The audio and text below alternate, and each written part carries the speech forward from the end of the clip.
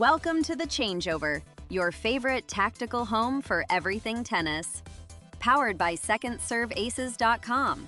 Today, oh my gosh, we are dissecting some absolutely wild hardcourt matchups.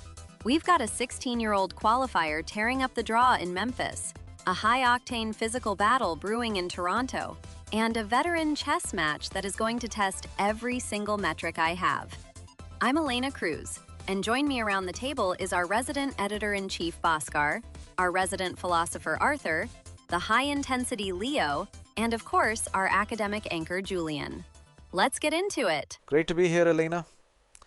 And yes, just a quick reminder to everyone checking out the site today, SecondServeAces.com is where you can find all our deep dive articles, traffic-shattering comment section debates, and the full tactical previews we are about to tear apart. Let's skip the pleasantries because we have actual, real grit to talk about today. Memphis. A 16-year-old qualifier, Kristina Liutova, making the final against Daria Vidmanova. That is not just a storyline, that is a physical statement. It is almost terrifying, isn't it? 16. At 16, I was trying to understand why the sky seemed so heavy. She is out there, under the heavy lights of Memphis, defying the gravity of professional tennis. Though, speaking of gravity, my laptop completely gave up its ghost during our prep today. I am working entirely from the fragile slate of my own memory. A tragic technological failure, Arthur, but perhaps a blessing. It forces you to rely on observation rather than digital distractions. Now, regarding Liutova, to qualify and reach a WTA final at that age requires a specific, almost clinical focus.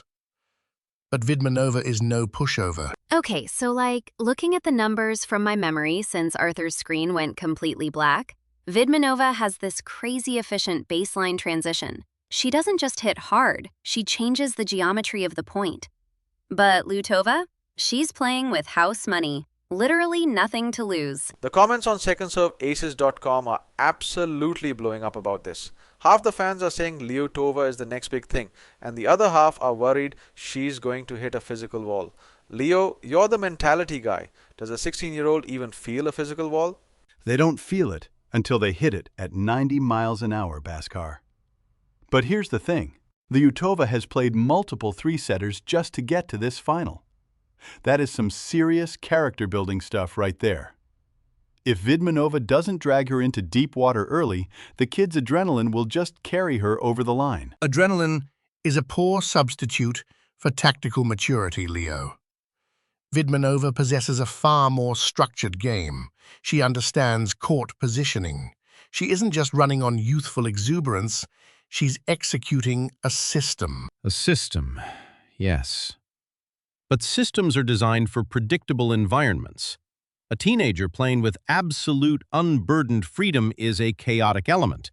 She is like a gust of wind in a library. It scatters the pages. Vidmanova might find herself trying to collect her papers while the match blows right past her.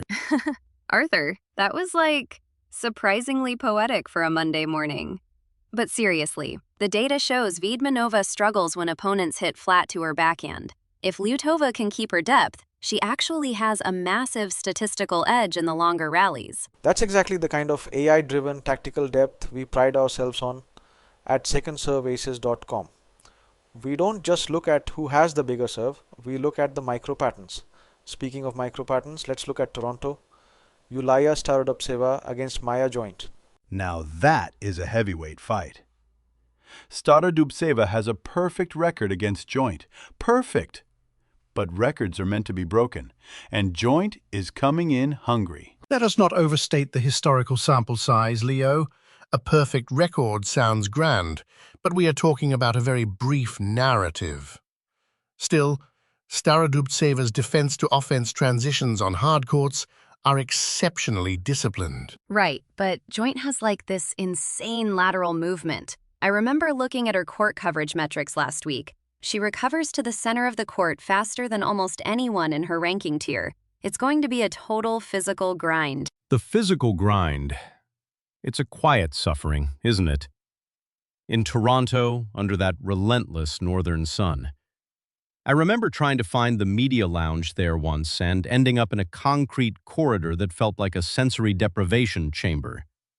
That is what playing Starodubtseva must feel like, just concrete and endless returns. You getting lost is a tradition at this point, Arthur. But on the court, Starodubtseva's experience might just be the deciding factor. Joint is rising fast, but these courts in Toronto are playing incredibly heavy this year. Heavy courts mean you have to earn every single point. No free lunches. If Joint tries to blow Starodubtseva off the court, she's going to find out the hard way that you can't hit through a brick wall without bruising your knuckles. Indeed. And we also have Carol Zhao starting her farewell tournament in Toronto. An emotional narrative, certainly, but emotion can be a double-edged sword on a tennis court. It either elevates your game or clouds your judgment. Thanks, Dad. Way to bring down the mood. But honestly, Zhao's farewell is going to bring a massive crowd. The energy in that stadium is going to be electric, and that definitely factors into how these players handle the pressure. Absolutely. And we've got a full breakdown of the emotional and tactical angles of the Toronto draw over on secondserveaces.com. But before we get ahead of ourselves, we have to talk about one of the most intriguing day one matchups. Kimberly Burrell versus Victoria Golubic. Golubic, one of the last bastions of the single-handed backhand on the women's side. A stroke of sheer elegance in an era of double-handed uniformity. It is like a calligraphy stroke in a room full of block printing. There is a tragic beauty to it. But Burrell is robust. She doesn't care about calligraphy. She cares about impact. Exactly, Arthur. Burrell is going to target that backhand with heavy, high topspin forehands. She's going to try to push Golubic back behind the baseline and make her hit that one-hander at shoulder height. That is a physical nightmare. Yeah, the head-to-head is tied at 1-1, which is super interesting. My spreadsheet, back when my laptop was actually working, showed that Golubic's win rate drops by 15% when she's forced to hit more than 3 backhands in a single rally. Burrell's team definitely knows this. So, is Burrell the favorite here, or does Golubic's variety give her the edge on these courts? Variety only works if you have the time to employ it. If Burrell plays with the kind of aggression we saw from her in the qualifying rounds, Golubic will be rushed. And a rushed single-hander is a liability, not an asset. It is the eternal struggle, time versus space. We seek to carve out space, but time always betrays us, especially when my laptop battery is at 3% and I cannot find my charger. We'll find you a charger, Arthur. But first, we've got to finish breaking down these draws. There's so much more to unpack from Toronto and Memphis. Speaking of pressure and emotional states, I am looking at my notes, or rather trying to recall them since my machine decided to expire. And I cannot shake this image of Bernard Tomic in Los Cabos. A 50-minute match. It is almost a performance piece on the futility of effort. Performance piece? Arthur, it was a joke. A 6-1, 6-0 capitulation to Cameron Norrie. That is not art. That is a check a body didn't even bother trying to cash. Oh, here we go. The comment section on secondserveaces.com has been absolutely melting down over this. Half the fans are calling for a lifetime ban, and the other half are just deeply sad. Statistically, winning one game in 50 minutes against Norrie is actually hard to do if you're trying. Norrie's ball is heavy, sure, but the lack of movement on the return metrics is it's wild. It is the absolute antithesis of professional athletics. In my day, if a player exhibited such blatant disregard for the paying public, there would be immediate administrative consequences. Perhaps a mandatory stint in the challenger events to remember the value of a hard-earned point. Exactly, Julian. Send him to the clay in some remote outpost. Let him grind in 90-degree heat with no ball kids. That teaches you respect for the main tour. But is there not a strange, tragic beauty in it? To stand under the hot Mexican sun and simply say, no, I shall not run today. It's almost existential. Like Arthur, no. He's a professional. People paid money to see a contest, not an existential crisis on court. Our data models on secondserveaces.com show his average rally length was under 3 shots. 3! That's basically just serving and walking to the other side. My local club matches last longer than 50 minutes and we spend 10 of those looking for balls in the bushes. It lacks dignity. Norrie must have felt incredibly awkward. How do you maintain your own rhythm when your opponent is essentially a spectator with a racket? You just punish them, Julian. You don't look them in the eye, you hit your spots, and you get off the court. But it ruins your physical prep because you didn't get the cardio workout you needed for the next round. Which brings us to someone who actually did the work. Like, look at Ben Shelton in DC. Talk about the absolute opposite of a 50-minute match. Oh, that Humbert match was an absolute blockbuster. 3 sets of pure, unadulterated athletic chaos, 6-7, 6-3, 6-4. Shelton plays tennis as if he is trying to escape a collapsing building. Every shot is an emergency. Every celebration is a triumph over mortality. His technique can be rather robust, shall we say, but one cannot deny the sheer physical presence. To outlast Humbert in those humid Washington conditions is no small feat. That is what I am talking about. That is the grind. But then, look at what happened next. He runs right into Alejandro Tabilo in the quarterfinals, and the tank is empty. Yeah, the drop-off in his first serve percentage against Tabilo was massive. He was gassed. Like, you can't play 3-hour epics in high humidity and expect the body to recover instantly, even at his age. We actually have a brilliant piece on secondserveaces.com analyzing Shelton's recovery metrics. Our AI-driven tactical analysis breaks down how his explosive movement style drains his reserves faster than the more classical players. Tabilo is a very clever player. He didn't allow Shelton to find a rhythm, using the slice to keep the ball low, forcing Ben to bend those big legs. It was tactically superb. And my memory, which is currently my only database, tells me that Montreal is next for these weary gladiators. Specifically, Stefanos Tsitsipas facing Martin Dam. Oh, the Montreal curse for Tsitsipas is so real. He historically struggles to transition to the speed of those courts. And Dam is not an easy opening round if you're not feeling confident. Tsitsipas needs to stop overthinking and just trust his forehand. Lately, he looks like he's carrying the weight of the world on his shoulders.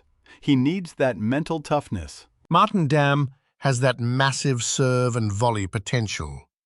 On a quick court, if Stefanos cannot find his passing shots early, he will find himself under immense pressure. This is going to be a fascinating tactical battle. We've got full predictions up on the site right now. Make sure you check out secondserveaces.com for the deep dive on that matchup. Okay, so speaking of tanks running empty, did you guys see what Alex Eala did to Leylah Fernandez? Like, my tracking data was absolutely lighting up during that second set. Oh, the 5-1 comeback. Honestly, as a fan, that was pure theater. I was editing a match report draft and almost dropped my tea. It was wild. Leylah was cruising, right? But then Eala started finding these insane, like, extreme lefty angles. She was pulling Leylah so far off the doubles alley. It was a masterclass in geometric patience. One doesn't simply hit through Fernandez, one must displace her. Eala understood the spatial limitations of the court far better in that second stanza. It was mental, Julian. Pure grit. Fernandez thought she had it in the bag at 5-1. Eala just gritted her teeth, dug her heels into the baseline, and refused to miss. That is how you break a defending champion. There is a certain tragic beauty in watching a lead evaporate like morning mist. Fernandez looked, well, she looked at the sky, as if searching for answers that the clouds simply couldn't provide. Or she was just like, wondering why her first serve percentage plummeted to 38% in those last 5 games. I mean, the numbers on secondserveaces.com show Eala won 60% of the second serve return points during that stretch. That's the real tactical depth we love on the site. By the way, if you guys haven't checked out secondserveaces.com lately, Our AI-driven analysis breaks down those exact ball striking patterns in real time. It's not just basic stats, it's actual spatial data. Indeed. Though one hardly needs a computer to see that Fernandez's lateral movement became sluggish. She was reaching rather than recovering. Because Eala made it physical. She turned it into a track match. That's what I want to see from these young players.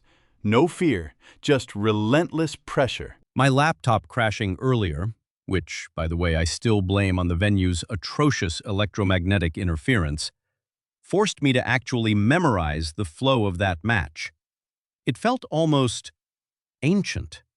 No screens, just the raw memory of Eala's cross-court forehand. Arthur, your laptop crashed because you spilled sparkling water on the keyboard. But sure, let's go with electromagnetic interference. Let's keep Arthur's conspiracy theories aside for a second. What about the men's side in DC? That tighter 32-player draw is absolutely brutal. A squeeze indeed. No room for error. No gentle opening rounds to find one's rhythm. Lerner Tien and Francis Tiafoe crashing out so early is the direct consequence of this structural change. I love it. It forces them to be sharp from ball one.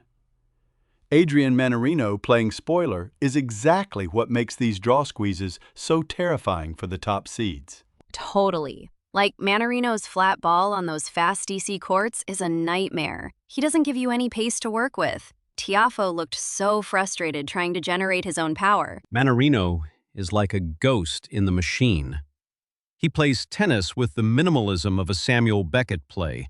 No wasted gestures, just silence. And then a sudden, low skidding slice. And what about Terence Atmane taking down Tien? That was a massive physical battle. The comments on our match report on secondserveaces.com were going crazy over Atmane's heavy topspin.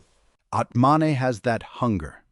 He's played the qualifiers. He's done the hard yards. Tien is incredibly talented, but in a tight draw, experience in the trenches wins matches. It is a pity for the fans who wanted to see a deeper run from the young Americans.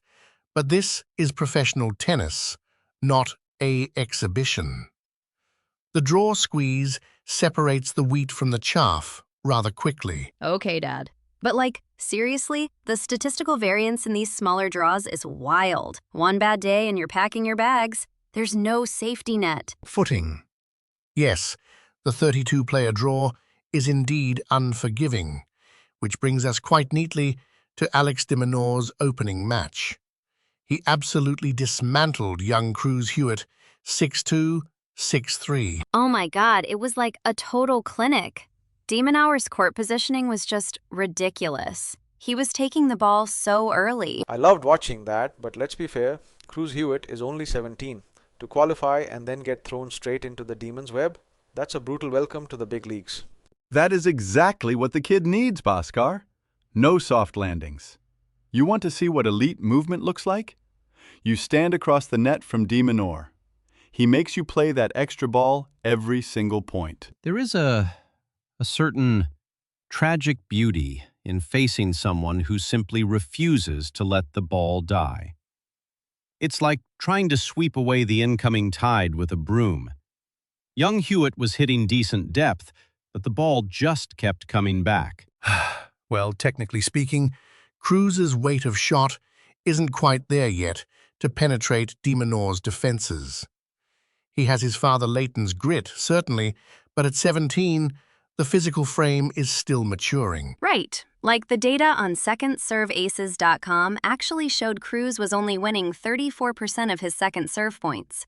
De Minaur was just sitting on that second serve and punishing it. Yeah, and we regular players struggle with 90-mile-an-hour kickers, while de Minaur is eating up professional second serves for breakfast. The depth on those return statistics on the site is crazy, by the way. That's the grind. If you don't have a weapon to hurt Alex, he will suffocate you. He doesn't give you free points. He forces you to make a decision, and usually it's the wrong one. My memory of the match is slightly fragmented, thanks to my laptop decided to go into a permanent sleep state earlier. But I recall Hewitt trying to come forward, A brave, if ultimately doomed, aesthetic choice. It was brave, Arthur. But against a guy who passes as well as de Minaur, approaching on a mediocre slice is basically tactical suicide. Indeed.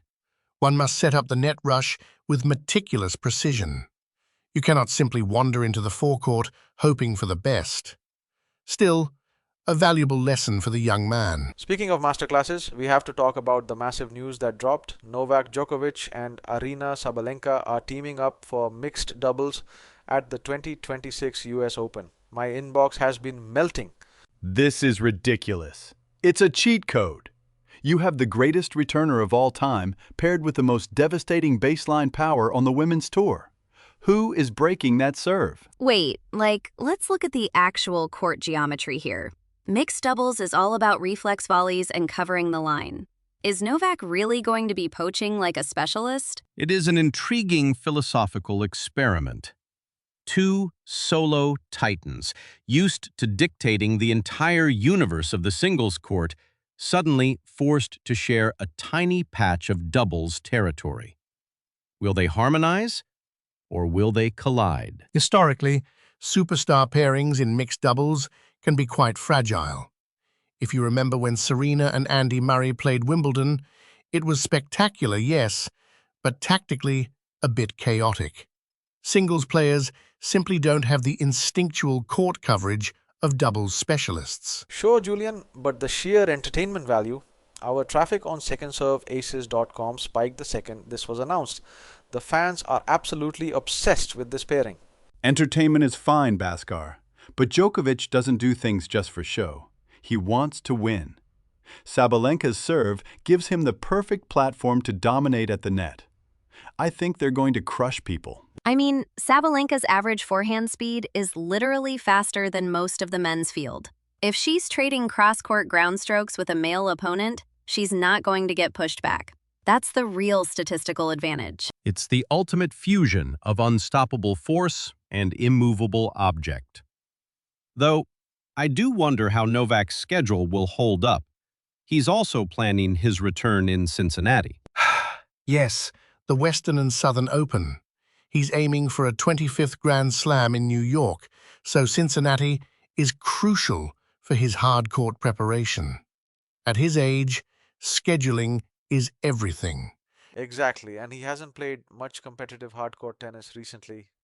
Going straight into Cincinnati without some match rhythm is always a gamble, even for Novak. Novak doesn't need rhythm the way normal players do. The guy is a machine. He'll spend 3 days sliding on the concrete in Ohio, and suddenly he's in the finals. Honestly, the data shows his success rate in Cincinnati is crazy high anyway. But the physical toll of back-to-back Masters and a slam at 39, that's the real question mark. Speaking of fragile superstar dynamics, let's look at the actual numbers on physical preservation. Because Jannik Sinner just pulled out of Montreal, and my spreadsheets are literally screaming about his load management. Oh, the Sinner news. It's huge for the Montreal draw, but honestly, looking at secondserveaces.com, our tactical data shows he's 44-3 on the season. 44-3. That is a heavy, heavy toll on the joints, Bhaskar. The kid is 19, well, 22 now, but he plays with the intensity of a man running out of oxygen. That hard court grinding is a check his body is smart not to cash right now. Quite. It is a highly rational, almost mathematical decision. In my day, players simply played until they broke, but Sinner's team is looking at the long horizon, specifically Flushing Meadows. There is a certain quiet melancholy in an empty slot at the top of a draw. My laptop crashed earlier, so I am relying purely on the architecture of my mind here.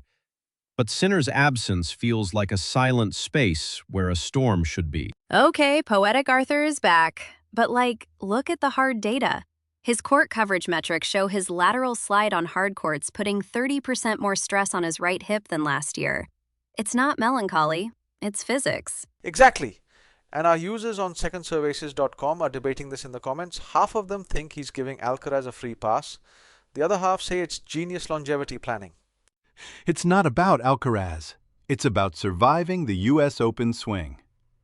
If you don't protect the engine in August, you're running on empty by the quarterfinals in New York.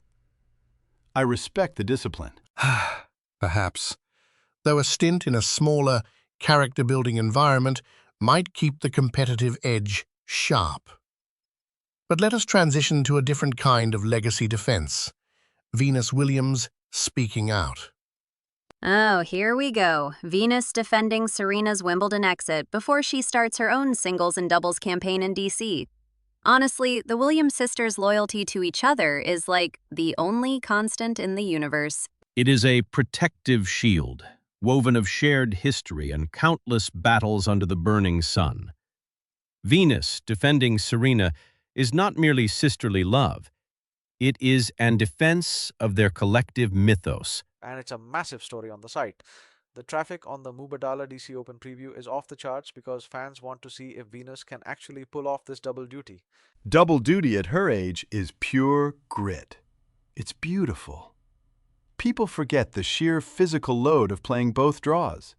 You're talking about 4-5 hours on court in the DC humidity. Indeed, the transition from the pristine, low-bounce grass of SW19 to the heavy, humid, hard courts of Washington requires a complete recalibration of one's movement. Venus's technique, however, remains textbook. Sure, Julian, but textbook technique doesn't beat kinetic friction when you're playing opponents 20 years younger.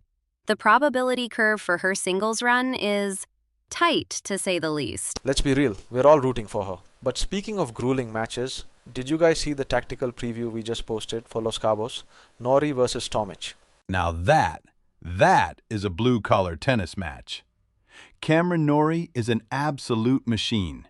He will run you into the ground, spit you out, and ask for another set. And Tomic is the mercurial shadow, a player who operates in the margins of effort and apathy. It is a clash of two entirely different philosophies of existence on a court. Tomic's slice is technically fascinating, but his lack of physical conditioning is frankly a tragedy. Norrie's relentless depth will expose those defensive frailties within 3 games. Yeah, if Tomic doesn't win 80% of his first serve points, he's done. Norrie's return metrics on secondserveaces.com show he punishes anything under 90 miles per hour. It's going to be a fascinating tactical battle in the Mexican heat, and we'll have live coverage of every single point. Sheer physical load of playing both draws. You're talking about 4-5 hours on court in the DC humidity. Indeed, the legacy of endurance in Washington brings us quite elegantly to our next tactical showcase. Pat Rafter has been dissecting a fascinating matchup. Oh, the Rafter piece on secondserveaces.com. I was editing that draft late last night. The traffic is already spiking because of the name recognition alone. We are talking about Leylah Hewitt's son Cruz stepping up against Alex de Minaur. Because, having one kinetic speed demon from Adelaide on tour wasn't enough for our spreadsheets to process. Now we have the next generation. Honestly, the tracking data on Cruz is wild. There is a certain haunting symmetry to it, isn't there? The father's shadow stretching across the hot concrete of Rock Creek Park. Rafter's analysis focuses so heavily on that low slice, that flat, almost resentful backhand that Leighton perfected. It's not resentful, Arthur. It's efficient. It's dirty, gritty, baseline warfare. De Minaur is the benchmark for that style now. He doesn't give you a millimeter of free space. If Cruz wants to survive that tactical clash, he has to embrace the grind. Rafter makes a brilliant point about the geometry of their court coverage. De Minaur uses the short angles to pull opponents wide, a classic Australian school tactic. Cruz, despite his youth, seems to possess that same innate sense of court geography. Yeah, but geometry only works if you have the physical output to back it up. My laptop crashed during prep, but I remember the rally length metrics. De Minaur's average rally length in Washington is 9 shots. That's a physical tax. A physical tax that would leave my lower back screaming after 2 games. But seriously, our readers on secondserveaces.com are debating whether Cruz can handle the weight of de Minaur's flat ground strokes over 3 sets. He has to. That's what the tour is. You don't get a pass because of your last name. You go out there and you run until your lungs burn. Rafter's piece highlights how de Minaur suffocates players by taking the ball on the rise. Taking the ball early. It's like trying to catch a falling leaf before it touches the earth. It requires an existential trust in one's own timing. If Cruz hesitates, even for a fraction of a second, the point is lost. It is a matter of classical technique, Arthur, not existential philosophy. Though I must admit, watching the video analysis Rafter provided, the similarity in their preparation, the short, compact backswings, is uncanny. It's almost like they have the same DNA or something, Julian. But look, the real tactical differentiator here is the serve. De Minaur has improved his first serve win percentage by 4% this season. That's huge. And that leads us directly into another massive preview we just launched on secondserveaces.com. We are looking at the Memphis Classic, specifically Peyton Stearns versus Elvina Kalieva. The head-to-head history there is incredibly tight. Stearns is a fighter. I love her intensity on court. She plays with this raw, physical urgency. But Kalieva is sneaky. She doesn't give you the same rhythm twice. Memphis in the summer. The air is heavy, almost liquid. It clings to the racket. Our preview notes that Stearns is trying to level her record against Kalieva, but the rally patterns are chaotic. Chaos is just data we haven't organized yet, Arthur. If you look at the heat map analysis in our Memphis preview, Stearns loves that inside-out forehand. Like 70% of her winners come from that wing when she can dictate. Quite. But Kalieva's defense is remarkably adept at redirecting that specific ball down the line. It's a classic chess match, the aggressive heavy hitter versus the counterpuncher who thrives on pace. Exactly. And that's why our AI-driven tactical analysis on secondserveaces.com is so crucial for this match. We don't just look at who won the last match, we look at the depth of the return of serve on third court coordinates. That's where Stearns can get hurt. If her return depth drops, Kalieva will step up and punish her. Stearns needs to keep her foot on the gas. No passive baseline rallying. There is a danger in constant aggression. A fatigue of the soul, perhaps. Or at least of the shoulder. Stearns sometimes looks like she is fighting the ball rather than playing it. Well, like fighting the ball is better than letting the ball fight you. But statistically, Stearns' unforced error rate spikes in the second set. If Kalieva can extend the rallies early, she has a massive mathematical advantage. It is the classic test of patience. The modern player often lacks the willingness to construct a point over 12 or 15 shots. They want the immediate gratification of the winner. Hey, as a guy with a questionable backhand, I want the immediate gratification too. But speaking of heavy-hitting point construction, we have to talk about the tactical breakdown of Taylor Fritz and Brandon Nakashima in DC. Now that is a heavyweight fight. Fritz's forehand weight against Nakashima's absolute brick wall defense.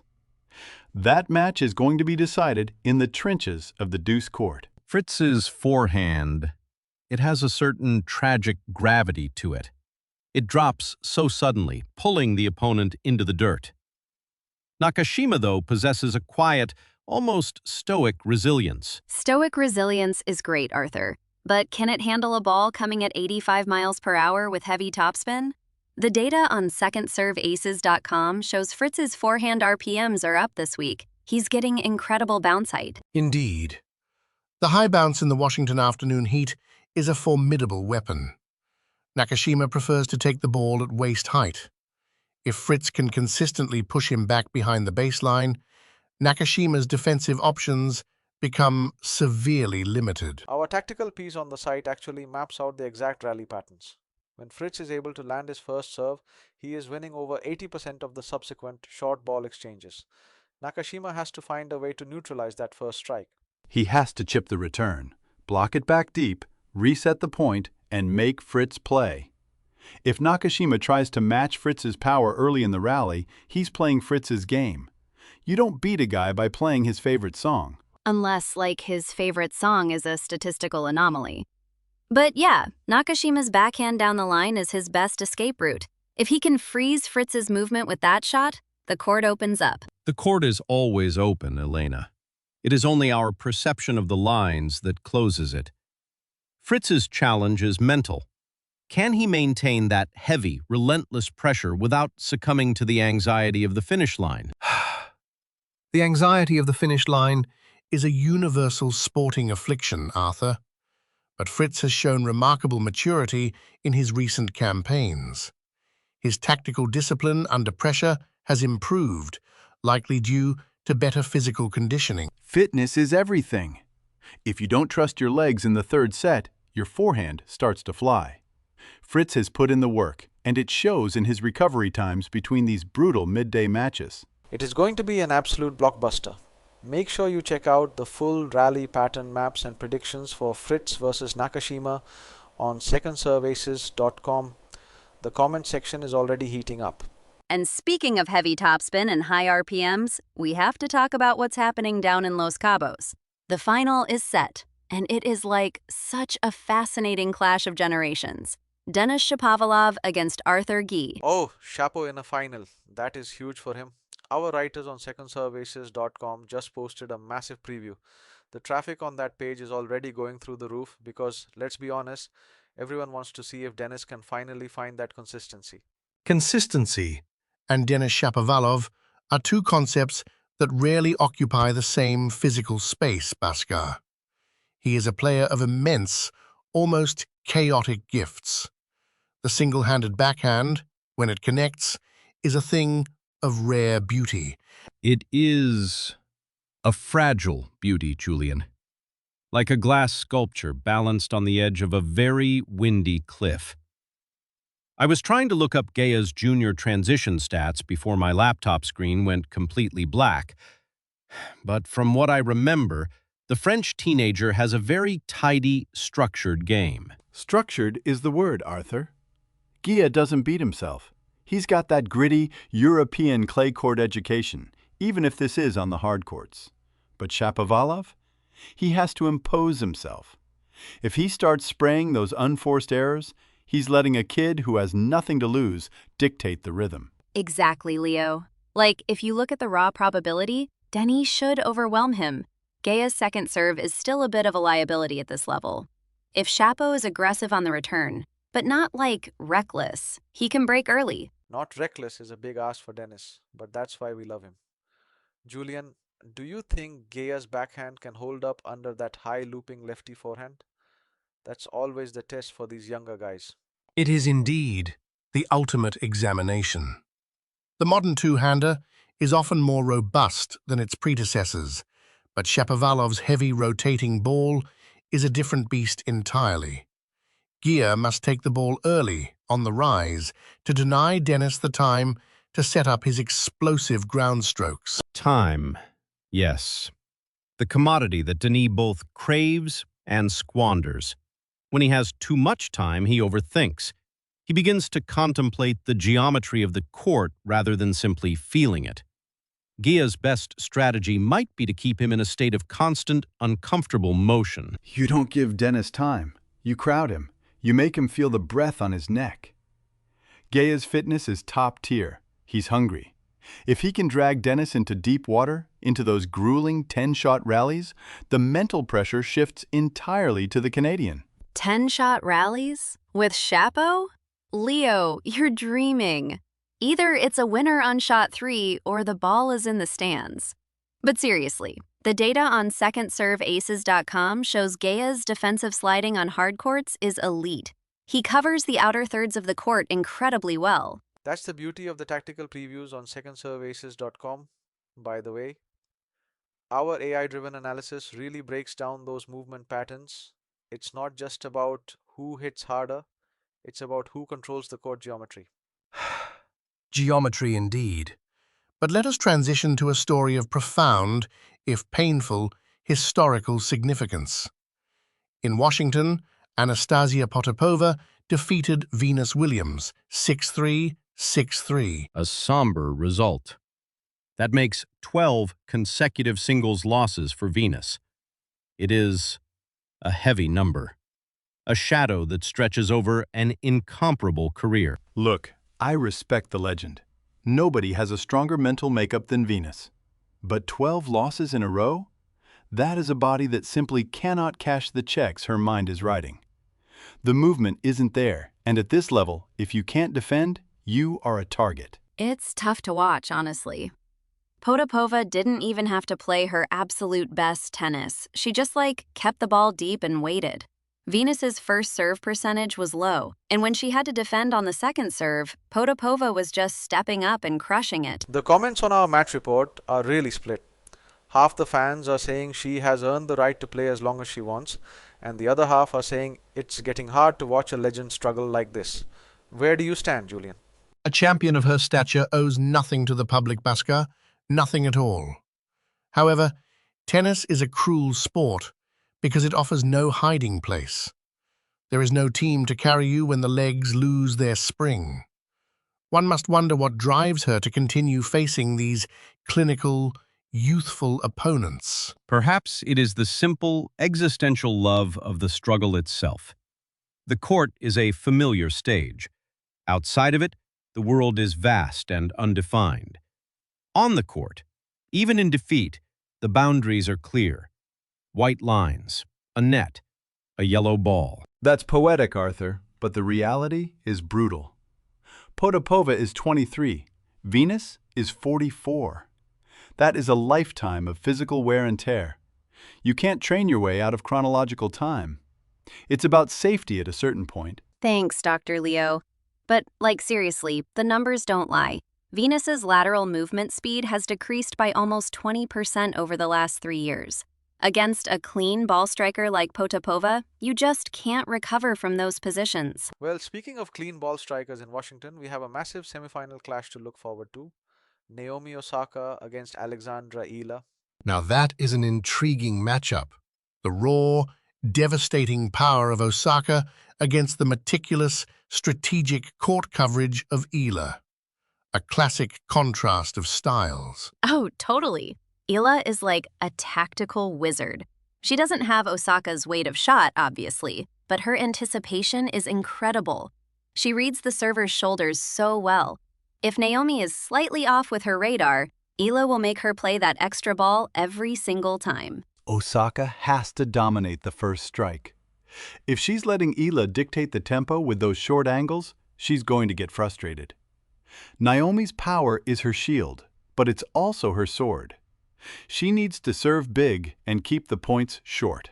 Eala's game has a certain quiet patience to it. She waits for the storm to pass. Osaka is the tempest. But tempests, by their very nature, eventually exhaust themselves if the ground beneath them does not give way. You guys are getting incredibly poetic today, I love it. But let's look at the actual matchup on paper. Osaka's return of serve has been looking much sharper this week.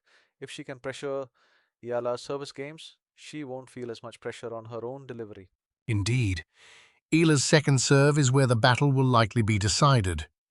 If Osaka can step inside the baseline and punish those slower deliveries, it will severely limit Eala's ability to construct the points she desires. Yeah, if Naomi gets a look at second serves, it's like lights out. But Eala is smart. She'll vary the spin and the placement to keep Naomi guessing. It's going to be a chess match, honestly. The last 3 seasons. It's just a reality of the physics.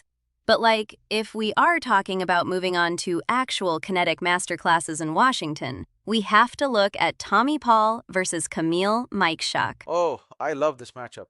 Our preview on secondserveaces.com has been getting crazy traffic today. The comments are totally split on whether Paul's transition game is going to completely dismantle Mikerzak's baseline wall. Dismantle? Come on, Bhaskar. Mikeshak is a grinder. He's the kind of guy who makes you hit 3 extra balls every single point. If Tommy Paul shows up looking for a quick, flashy afternoon, he's going to get dragged into a physical dogfight. There is a certain tragic beauty in Mikeshak's style. He plays as if every rally is an existential struggle against gravity itself. He doesn't seek the winner, he seeks the continuation of the question. Well, Arthur, while you're contemplating the philosophy of the yellow ball, the tactical reality is quite simple. Paul's footwork is among the most efficient on the tour today. He doesn't just run, he positions himself with mathematical precision. Exactly, Julian. Like, my spreadsheet for this match is basically a love letter to Tommy's court coverage. His recovery time after a wide forehand is under 1.2 seconds. That is like elite tier recovery. Meanwhile, my recovery time after a wide forehand is about 3 business days and a bag of ice. But seriously, Elena, does the data show Microzac having any look at Paul's second serve? Actually, yes. Mytrack's return depth on second serves is pretty deep. He's landing almost 40% of his returns within 2 feet of the baseline. He wants to pin Tommy back immediately. That is exactly how you beat these modern athletic players. You take away their forward momentum. If Myshak can keep Paul on his heels, then all that speed and transition skill is neutralized. It becomes a test of lungs. Let us not forget the debut of young Cruz Hewitt in this draw as well. The pedigree is undeniable, of course, but the tactical adjustment to the main tour is a steep mountain to climb. Hewitt, a name that carries the weight of ancient battles, the ghost of fiery fist pumps past.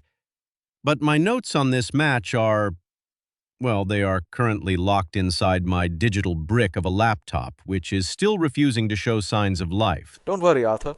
I edited the preview draft this morning, so I've got you covered. The main takeaway for Hewitt's debut is that the pace of the ball on the main tour is just a different beast. You don't get those comfortable setup times you get in the juniors or lower tiers. Yeah, like the ball comes at you with so much more heavy topspin. If you aren't striking it cleanly on the rise, you're just constantly defending. And Washington, in the summer, the humidity makes the ball feel like a lead weight. That's where the mental toughness comes in. You have to love the heat. You have to want to sweat. If you're complaining about the humidity before the first ball is struck, you've already lost the tactical battle. Indeed. Which brings us to the top seed on the women's side, Jessica Pegula. She is the defending champion of sorts in terms of high-level consistency in these North American hard-court events, but she has some rust to shake off. Yes, the Pegula and Elena Svitolina predictions are absolutely lighting up our forums on secondserveaces.com. People are wondering if Pegula's flat, clean strikes can cut through the heavy air, or if Svitolina's defense will frustrate her. Okay, so like Pegula's flat shots are actually a huge advantage in Washington if she's timing them right. The ball stays lower, which forces defenders like Svitolina to constantly bend their knees and lift the ball back up. And that's a wrap for this week. Head to secondserveaces.com for the full deep dives on every match we covered today. See you next time on The Changeover. Cheers.